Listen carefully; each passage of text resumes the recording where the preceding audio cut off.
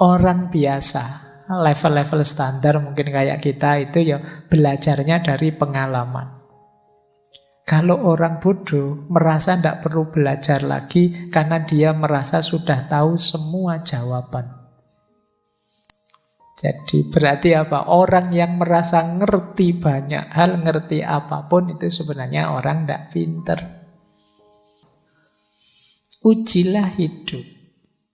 Nah, ini terkenal sekali rumus triple filter dari Socrates ini. Apa sih yang ditanyakan, diujikan? Paling tidak 3 hal ini.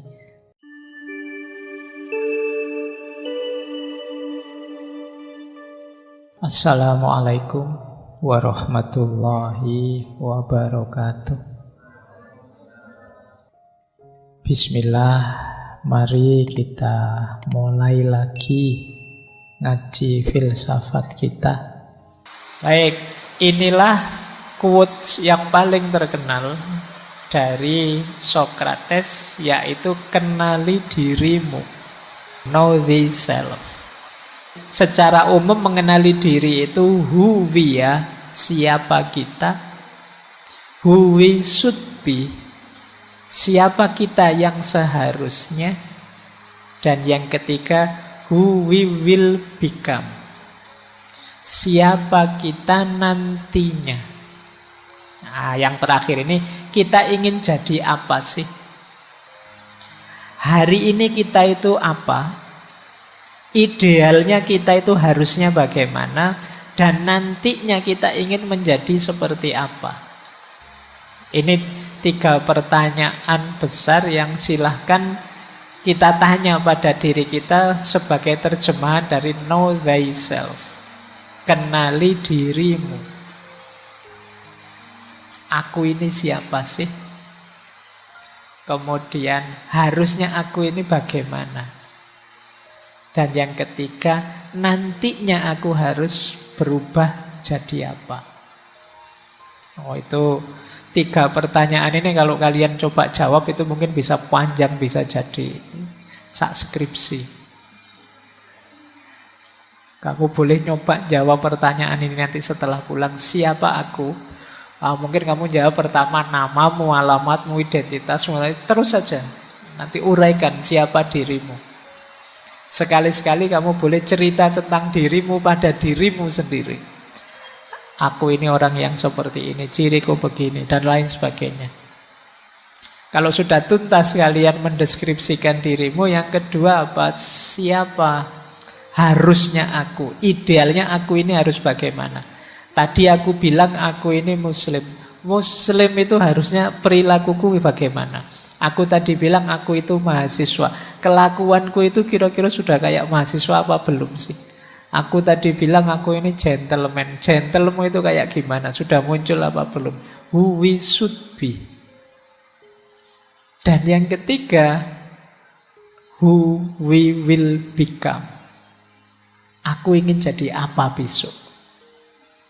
Nah, ini jadi yang nomor 2 itu idealnya hari ini. Yang nomor 3 idealnya besok. Yang nomor 1 kondisi konkret kita saat ini. Coba tanyakan 3 hal itu. Jadi ini agak berat karena memang ya yang pertama tidak ada yang bayari kamu. Yang kedua mungkin merepotkanmu. Tapi jangan lupa dasarnya nanti kamu bisa berkembang, maju, sukses dari sini. Kalau di Socrates sih dasarnya untuk bahagia itu ini. Sulit orang bisa bahagia kalau tidak kenal dirinya. Senang mungkin bisa, makan enak kok senang ya. Atau apalah terus kamu senang. Tapi untuk bahagia tidak bisa. Untuk bahagia pertama-tama kamu harus kenal dirimu. Nah itu nanti mungkin ini kita jelaskan minggu depan ketika ngomong etika. Jadi know thyself. Kenalilah dirimu. Nah terus kata Socrates, kalau sudah mengenali diri, dilanjutkan dengan penguasaan diri. Kuncinya 3 menguasai diri itu. Yang pertama engkrateia, yang kedua libertas, yang ketiga autarkia. Jadi engkrateia itu menguasai emosi, dorongan-dorongan, insting, perasaan, penguasaan diri atas kesenangan, penderitaan, dan lain sebagainya. Jadi engkrateia itu, kalau kita kenal diri kita, emosi kita, sekarang saatnya kita kuasai emosi kita. Jadi menguasai kemarahan, menguasai emosi, kesedihan, keletihan, dan lain sebagainya. Ini namanya engkrateia. Jadi, wah, situasi begini saya biasanya marah ini. Memang saya marah sekali, tapi saya bisa menguasai karena saya sudah kenal. Ini gejala saya marah ini kayak gini. Harus agak menarik diri ini. Wah, ini kecewa berarti aku. Karena kalau seperti ini situasinya biasanya saya memang kecewa. Sudahlah, saya minggir dulu. Nah, ini orang bisa menguasai emosinya. Yang kedua apa? Libertas. Libertas itu bekerjanya rasionalitas, secara mandiri, secara merdeka, yang tidak dipengaruhi oleh emosi. Ya, libertas itu kebebasan. Emosi terkendali, akal sehat yang maju. Nah, ini libertas namanya. Jadi kalau kita sudah kenali diri, saatnya menguasai diri. Menguasai diri itu menguasai emosi, kemudian mengedepankan akal sehat, rasionalitas. Dan yang ketiga, ini penyeimbangnya apa? Autarkia. Autarkia itu, ini yang sering saya pakai istilah tahu batas. Tahu batas itu menurut Sokrates, cirinya yang pertama mandiri dari pengaruh. Yang kedua, menjadikan akal budi, akal sehat sebagai satu-satunya jalan mencapai kebahagiaan. Jadi orang tahu batas itu akal budinya jalan dan tidak mudah terpengaruh. Baik, jadi setelah kita mengenali diri, kita kuasai diri. Kita lanjut ya. Nah, kalau sudah mengenali diri, menguasai diri, saatnya membentuk diri. Kita kenal siapa kita, kemudian kita kuasai diri kita. Kalau sudah, ayo kita bentuk diri kita. Ada beberapa faktor yang mempengaruhi pembentukan diri kita. Yang pertama, ideal yang kita impikan. Ideal itu macam-macam, misalnya jadi orang soleh, jadi patriot, jadi apa, itu namanya ideal. Ya rumus sederhananya kalau kayak kita waktu TK ditanya cita-citanya apa, kalau sulit jawab kan berguna bagi nusa, bangsa, agama, orang tua gitu. Nah, itu idealnya begitu. Jenisnya apa masih belum tahu. Jadi membentuk diri berarti mengarahkan diri kita pada ideal yang kita inginkan. Ini mempengaruhi, ideal-ideal mempengaruhi pembentukan diri. Yang kedua, peran yang kita mainkan. Jadi kebetulan casting saya sekarang jadi mahasiswa. Ya saya harus membentuk diriku jadi mahasiswa yang baik, yang ideal. Kebetulan peranku sekarang jadi dosen. Yo, saya harus membentuk diriku jadi dosen yang baik. Peranku sekarang jadi kakak, yo jadi kakak yang baik. Peranku sekarang jadi tetangga, jadilah tetangga yang baik. Ini fase pembentukan diri. Kemudian ada fase pembandingan dengan yang lain. Kita bandingkan, kalau kita misalnya tadi ideal dosen yang baik itu bagaimana, Boleh dengan cara membandingkan dengan yang lain. Oh, dulu idola saya dosen bapak itu luar biasa. Saya tak niru dia. Itu memudahkan pembentukan diri. Kemudian pengalaman hidup, sukses maupun gagal. Ini jadi pelajaran untuk membentuk diri. Kemudian komentar orang, jangan dicuekin. Penilaian orang, jadikan bahan refleksi, masukan, lumayan. Kadang-kadang kita berpikir sendiri tidak ketemu-ketemu. Orang lain yang nemu kejelekan kita. Alhamdulillah kita punya orang yang benci kita. Sehingga dia nyari jelek kita terus lumayan. Bahan introspeksi gratis. Nah, makanya jangan galau kalau wah saya sekarang banyak hatersnya Pak. Lu alhamdulillah. Ada orang yang siap sedia menunjukkan kesalahan kita sehingga kita bisa jadi lebih baik. Dan tidak usah bayar. Nah, bagi yang tidak punya haters, ya kamu bikin iklan dicari haters. Sebulan honornya sekian, tugasnya menilai. Diriku ini sudah baik apa belum. Dan yang terakhir tentu saja budaya hidup sekeliling kita. Masyarakat kita juga punya ideal-ideal. Ini bahan-bahan yang harus kita ramu untuk membentuk diri. Jadi tadi diawali dari mengenal diri, kemudian menguasai diri, dan diakhiri dengan membentuk diri. Inilah semesta problem dari know yourself. Kenali dirimu. Gnotiseuton. Baik. Itu babak pertama tadi, memahami diri, mengenali diri. Sekarang yang kedua, menguji diri. Jadi kata Socrates kan, an unexamined life is not worth living. Hidup yang tidak diuji itu hidup yang tidak berharga untuk dihidupi. Jadi hidupmu itu harus ditanyakan terus, biar jelas bahwa kamu memang benar-benar berpegangan pada kebenaran, pada kebaikan. Kan banyak orang itu tidak berani mempertanyakan yang dia yakini sekarang. Nah, kalau memang yakin benar, tidak usah takut. Uji saja, tanya saja. Itulah hidup yang berharga. Jadi maka kata Socrates, an unexamined life is not worth living. Makanya kerjanya Socrates itu kemana-mana nguji orang. Itulah mengapa dia dianggap lalat, bikin ruwet saja, bikin sumpek saja. Orang lagi ngobrol enak-enak, tenang-tenang, sedang ngobrol tentang cinta-cintaan sambil senang, tiba-tiba Socrates tanya tiba-tiba, cinta itu menurutmu apa sih?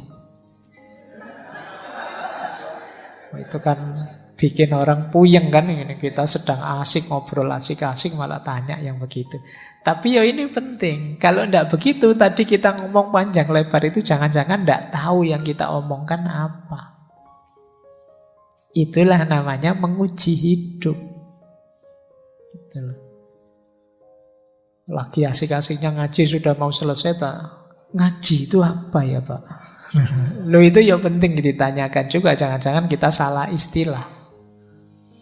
Ujilah hidup. Nah, ini terkenal sekali rumus triple filter dari Socrates ini. Apa sih yang ditanyakan, diujikan? Paling tidak 3 hal ini. Apakah sesuatu itu benar? Apakah sesuatu itu baik? Yang ketiga, apakah sesuatu itu penting? Is it true? Is it kind? Or is it necessary? Jadi ini menarik. Ini teori ini nanti dikenal sebagai triple filter. 3 lapis penyaringan. Hari ini kita butuh ini. Setiap kali ada orang share apa-apa, coba tanyakan 3 ini. Ini yang di-share ini benar enggak? Kalau lolos dari saringan pertama, ajukan yang kedua. Ini baik enggak?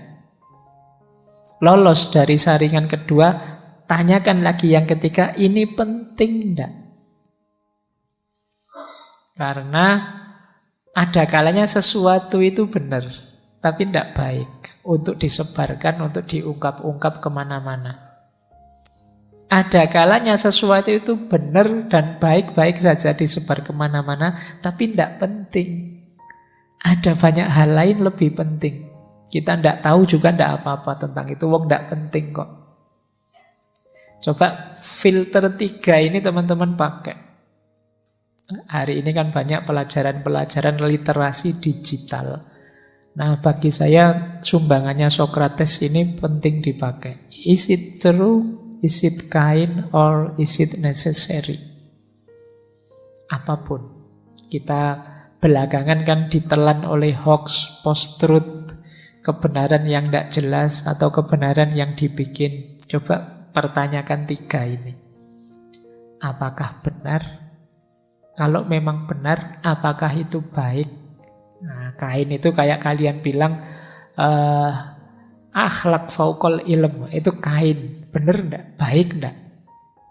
Kalau sudah yang ketiga, it is necessary. Penting enggak? Mungkin itu baik, berakhlak, sopan, benar, tapi enggak penting. Ngapain kita ribut di situ? Ada urusan yang lebih urgent. Ini enggak usah dibahas juga mungkin enggak masalah. Ada yang lebih urgent untuk diangkat, dibahas. Itu namanya necessary. Jadi kalian boleh bantah postingan, itu memang benar, mungkin juga baik, tapi bagi saya tidak terlalu penting. Nanti yang lain, kalau tidak penting ngapain kamu komen? Ya kalau tidak penting ya tidak usah ikut-ikutan komen. Berarti kita ikut sibuk di situ. Oke, baik. Menguji hidup berarti ini, pastikan keputusan kita, pilihan hidup kita itu memang true, kind, and necessary. Jadi jangan sampai kita ngambil pilihan-pilihan yang kebalikannya itu. Sudah salah, jelek, tidak penting lagi. Nah, jangan sampai yang begitu ya. Itu kan mungkin pernah saya sampaikan dulu ceritanya Socrates yang jadi asbabul wurudnya quotes ini. Jadi satu ketika ada temannya datang bilang ke Socrates, wahai Socrates, aku membawa gosip baru dari kota yang menggosipkan dirimu dan murid-muridmu. Nah, terus kata Socrates, sebelum kamu cerita gosipnya, coba kamu jawab 3 pertanyaanku, kata Socrates. Yang pertama, yang kamu bawa itu benar enggak? Pasti benar enggak? Jawabannya temannya, yo namanya gosip yo, benarnya masih belum jelas, tapi kan sudah tersebar kemana-mana. Ini kan levelnya masih gosip. Oh berarti belum pasti benar. Oke, pertanyaan pertama. Pertanyaan kedua, yang kamu bawa ini info tentang hal-hal yang baik atau tidak? Ya kalau hal yang baik ya tidak jadi gosip. Namanya gosip itu ya tentang yang kontroversial, yang buruk-buruk dan lain sebagainya. Oke, filter kedua. Yang ketiga, aku tahu atau tidak tentang gosip itu penting tidak? Ada pengaruhnya tidak? Jawab temannya, ya mungkin tidak ada sih, kamu tahu atau tidak tahu, tidak ngefek kok sebenarnya. Nah, terus kata Socrates, oh berarti gosip yang kamu bawa itu belum pasti benar, bukan tentang hal yang baik. Dan yang ketiga, saya tidak tahu pun tidak apa-apa. Makanya sudahlah, tidak usah cerita ngapain. Nah, ini namanya triple filter. Oke, biar waktumu tidak habis untuk hal yang tidak penting. Apalagi tidak baik, apalagi tidak benar. Eman-eman waktumu, waktu tidak bisa didaur ulang. Jadi yuk, efektifkan waktumu, uji hidup. Nah, ini yang saya bilang tadi. Jadi menguji diri itu tidak selalu ke dalam. Ini saya ambil dari bukunya Dr. Mitchell Green. Jadi kata dia, ketika Socrates dan Plato bicara tentang pengetahuan diri, mereka tidak bermaksud melulu seperti introspeksi. Tetapi mereka menggunakan instrumen yang sekarang dikenal sebagai dialektika. argumen bolak-balik antara para pendebat yang siap menantang ide satu sama lain. Jadi ini pelajaran yang berbeda dengan introspeksi. Jika engkau ingin tahu pikiranmu, ya engkau harus mencoba meyakinkan orang lain tentang ide tersebut. Jadi ada strategi untuk memudahkan kita menguji diri. Biasanya kan kita kalau mempertanyakan kebenaran kita akan sulit. Biarlah orang saja yang mempertanyakan, mengadunya dengan kebenarannya. Nanti akan terjadi diskusi. Ini lebih menguatkan pandangan kita. Makanya ada 2 syarat menguji diri itu. Yang pertama feedback, yang kedua coachability. Istilahnya menarik ya, coachability. Kata dasarnya memang coach. Jadi feedback itu siaplah diberi masukan. Terbukalah untuk menerima umpan balik. Jadi feedback itu kan pandangan, komentar, kritik orang lain tentang kita. Kenapa? Karena kita juga hidup bareng orang lain. Orang itu mungkin ya di masyarakat mempekerjakan kita atau memecat kita atau mempromosikan kita, percaya pada kita, mau memberi utang pada kita dan lain sebagainya. Itu karena pandangan mereka terhadap kita. Maka kita perlu tahu itu. Itu namanya feedback dari mereka. Kalau aku kayak gini, ini gimana sih responnya teman-teman ya? Satu kelas, satu majelis. Ini namanya feedback. Makanya di surat Al-Asr itu kan kita ditekankan untuk watawasau bil haq. Saling menasehati, saling memberi feedback. Aku bagaimana kalau engkau menurutku begini. Itu memberi feedback. Cuma feedback ini tidak akan ada gunanya kalau tidak ada mentalitas coachability. Coachability itu maksudnya kalian harus siap di coaching, siap dilatih, siap diberi masukan. Banyak orang yang apatis, tidak bisa dinasehati. Ya tidak ada gunanya feedback. Jadi tidak ada gunanya watawasau bil haq tadi kalau kita tertutup. Jadi coachability itu kita mau mendengar, mau memasukkan dalam diri untuk perbaikan diri. Kayak kalau latihan itu loh, kalau kalian ada coach terus ngasih masukan, kamu harus begini, kamu harus begitu. Kita kan terbuka untuk perbaikan diri. Lawannya coachability itu defensif. Defensif itu tidak mau menerima masukan karena menganggap dirinya sudah pasti benar, sudah pasti baik. Sombong, merasa sudah tinggi, atau cuek. Suka-suka kamu mau ngomong apa, aku juga suka-suka aku harusnya. Cuek. Nah itu namanya tidak punya mental coachability. Orang cuek tidak bisa diberi masukan, ya tidak akan bisa berkembang lebih baik. Jadi ini diantara caranya menguji hidup, selain berpikir ke dalam juga berpikir keluar. Mencari masukan, terbuka terhadap feedback. Nah, peta besarnya nanti seperti ini pada akhirnya. Jadi mengenali diri, menguji diri, itu ayo perhatikan hal-hal ini. Nanti bisa kalian lihat lagi ya di rekamannya. Kebetulan saya nulisnya masih dalam bahasa Inggris ya, enggak apa-apa. Nanti kalian buka kamus kalau lupa terjemahannya. Jadi membaca diri yang sifatnya jiwa tadi, soul tadi, akhirnya perhatikan 4 hal. Yang pertama behavior, yang kedua personality, yang ketiga attitude, yang keempat persepsi. Behavior itu kebiasaan, perilaku yang sudah mendarah daging. Ini behavior, ini pola kepribadian. Personality kepribadiannya. Attitude itu kebiasaan yang sifatnya temporer, insidental. Misalnya, saya itu orangnya lembut, tidak mudah marah, tapi dalam situasi saat ini, ada kasus ini, saya marah ini. Itu attitude. Berhubungan dengan emosi, berhubungan dengan pikiran saat ini. Tapi kalau behavior itu karakter, perilaku yang menetap.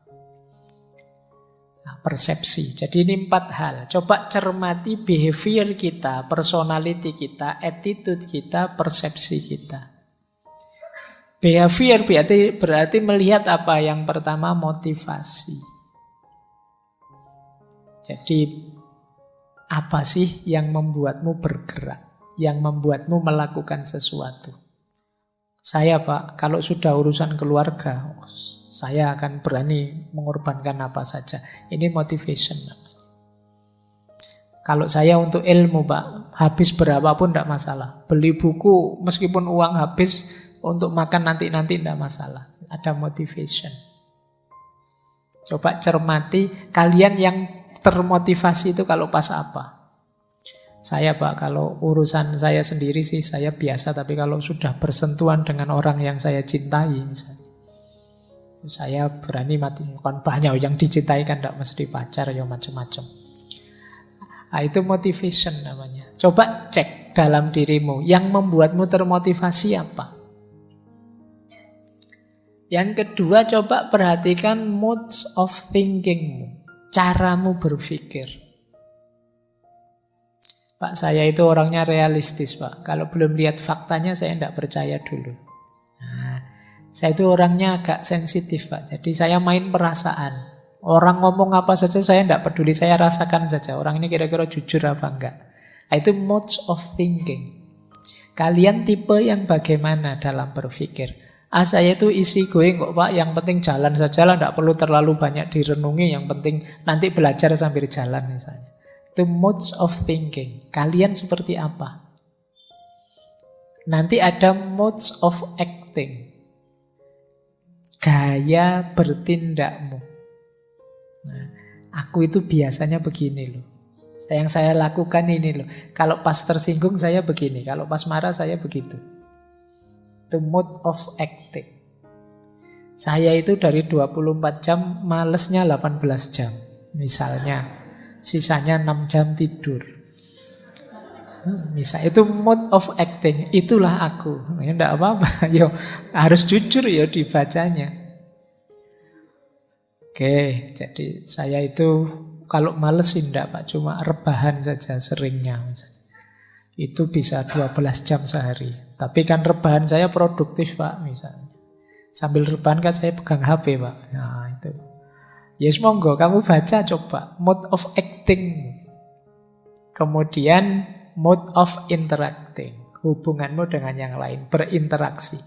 Caramu bergaul, caramu berinteraksi dengan orang. Ini behavior. Coba dicermati hal-hal ini. Kalau sudah personality ini ya kepribadian. Trait itu sifat-sifatmu apa?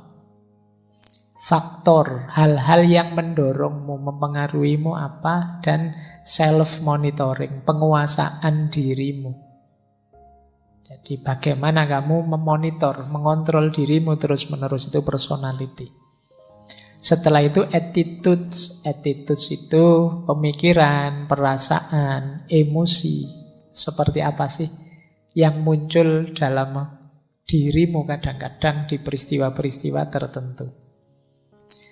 Terus persepsimu. Jadi persepsimu itu caramu memahami sesuatu. Ada stereotip. Misalnya, saya kalau orang dari suku sana itu menurut saya begini kok Pak. Itu persepsi. Kalau sudah ngomong agama itu menurut saya sudah privat itu Pak. Tidak usah dibawa-bawa ke publik. Ini stereotip. Kemudian ada selective perception. Orang itu kan dunia ini luas macam-macam. orang itu dengan sudut pandang tertentu yang dilihat tertentu saja. Misalnya ngaji ini kan variabelnya banyak. Cuma kalau ngaji di sana dapat apa sih? Dapat kopi. Walah cuma kopi. Itu yang dilihat hanya itunya saja. Selective perception-nya. Jadi kadang-kadang kan orang itu ada yang dari sekian banyak jam ngaji, misalnya 2 jam ngaji, yang dilihat hanya bagian pembukaannya saja. Wah, pembukaannya pakai bahasa Arab, itu berarti sudah tidak egaliter, itu sudah misalnya. Selective perception. Orang itu biasanya memang memframe sesuai kepentingannya. Nah, yang ketiga proyeksi-proyeksi. Proyeksi-proyeksi itu caramu membaca sesuatu kamu bawa kemana, itu proyeksi namanya. Ngaji ini menurutmu maknanya apa sih, untuk apa sih, itu berhubungan dengan proyeksi. Terus ekspektasi, ekspektasi itu harapan, keinginanmu. Nah, kayak ngaji ini kan kalian selain mengikuti kan juga ada ekspektasi. Mungkin ada yang Pak temanya mbok yang tasawuf saja Pak, yang filsafat ruwet saya Pak. Atau kalian ekspektasi, harapanmu. Tema ini kok nggak dibahas-bahas sih Pak. Pak mbok yo macam-macam harapanmu. Itu ekspektasi. Coba kamu cermati ya, dalam hidupmu kamu ada harapan apa? Terus interest, kepentingan-kepentingan. Dan atribusi. Atribusi itu keterhubunganmu. Jadi koneksi-koneksimu kemana saja, itu atribut yang kamu anggap penting untuk disambung. Itu apa yang kamu anggap penting untuk kamu jadikan teman, kamu jadikan pendukung, kamu jadikan, itu hubungannya dengan atribusi. Nah, ini materi-materi analisis diri. Coba nanti kalian cek ya. Ini saya ngumpul dari berbagai sumber yang membahas tentang know yourself atau self-awareness, kesadaran diri. Baik, masih ada waktu. Sekarang kita jelajahi kalimat-kalimatnya Socrates untuk memperdalam pengenalan diri. Ini ada quotes, beberapa quotes yang menurut saya menarik. Yang pertama kata Socrates, the easiest and noblest way is not to destroy others, but to improve yourself. Jalan paling mudah dan paling mulia itu bukan menghancurkan orang lain, tetapi meningkatkan kualitas diri kita. Jadi meningkatkan dirimu. Hari ini kan banyak orang yang fokusnya adalah menghancurkan yang lain. Dia ingin tinggi dengan cara menjatuhkan yang lain.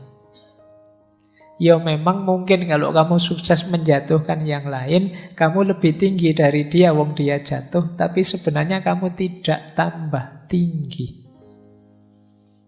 tidak tambah mulia.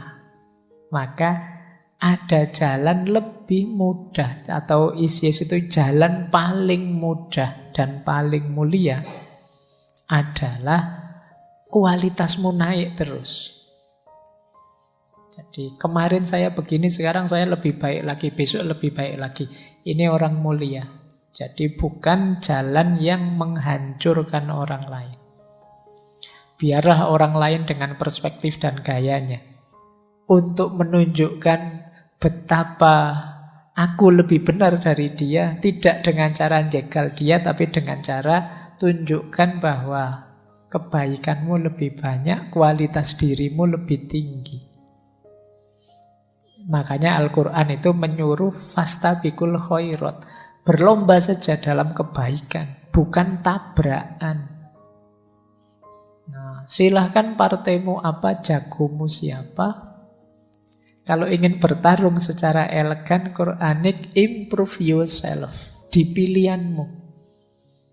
Jadi bukan dengan cara bongkar-bongkar menjatuhkan yang bukan pilihanmu.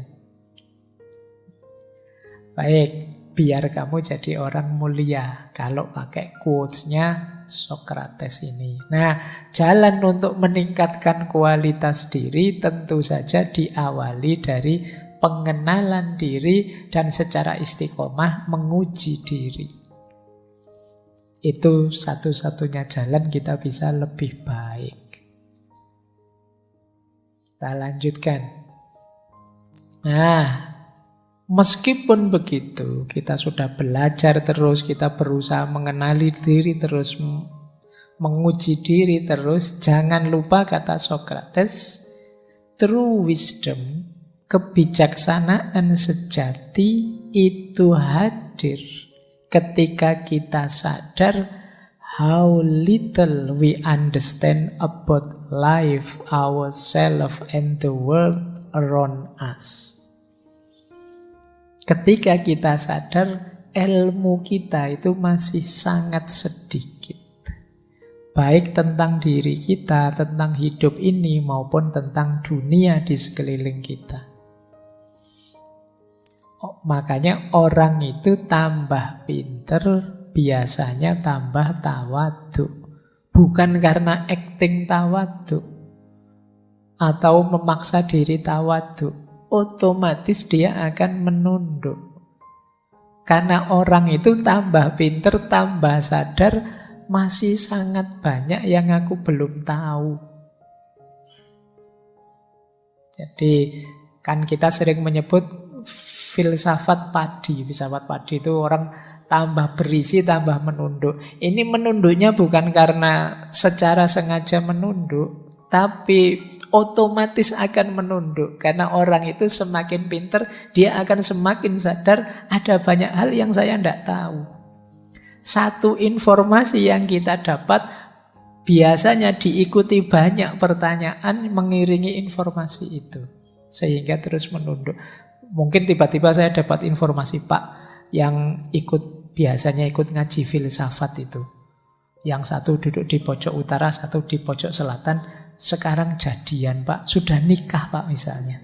Ini satu informasi kan.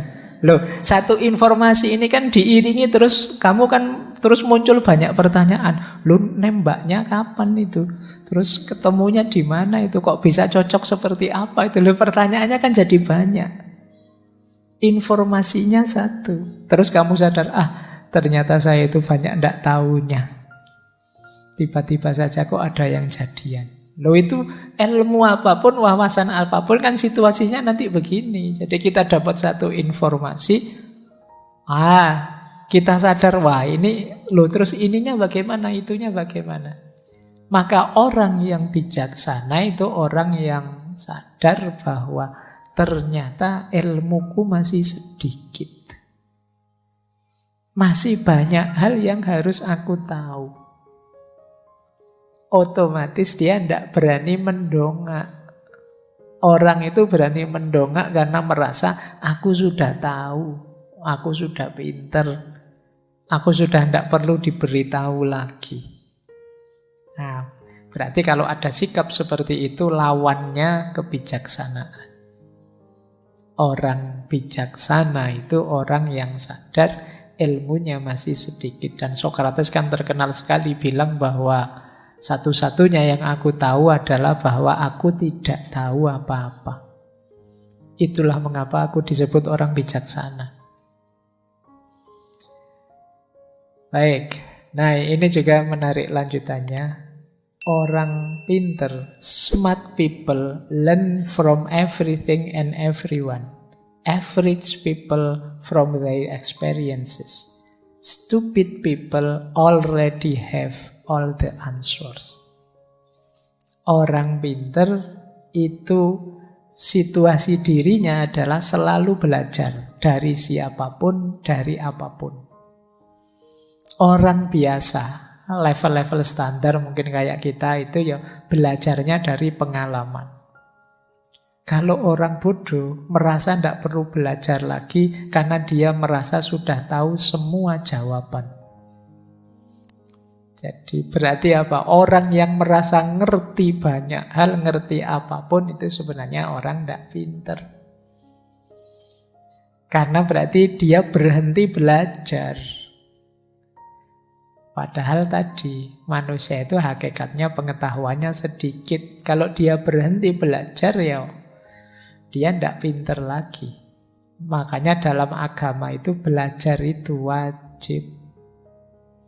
Kok ada orang merasa pinter, berarti dia sudah tidak merasa perlu belajar lagi. Dia meninggalkan kewajiban agama sebenarnya.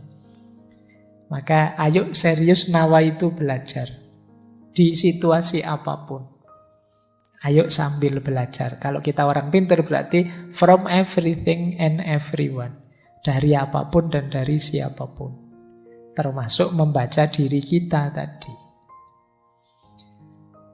Nah, let him that would move the world first move himself.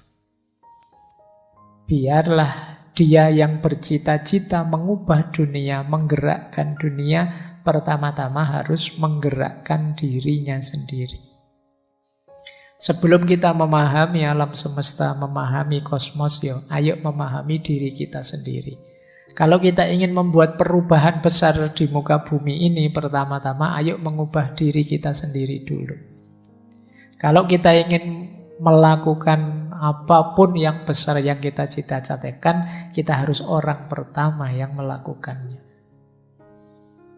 Makanya tadi penting pengenalan diri di awal.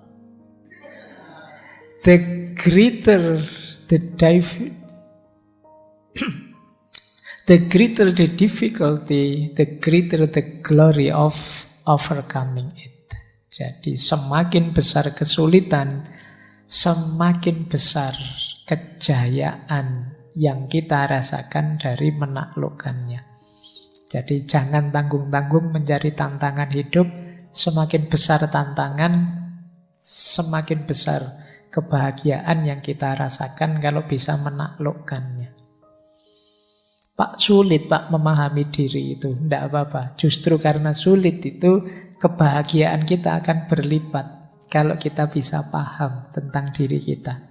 Makanya tadi teman-teman tak suruh, yuk coba kamu kenali dirimu, kamu petakan dirimu. Bila perlu kamu tulis tentang dirimu. Satu langkah dalam hidupmu yang paling penting sudah kamu lakukan. Meskipun sulit. Paling tidak sekarang kamu dapat kebahagiaan. Oh ini toh aku itu. Seperti ini loh profilku ternyata. Nah ini kan membahagiakan. Sekarang kita kenal siapa diri kita.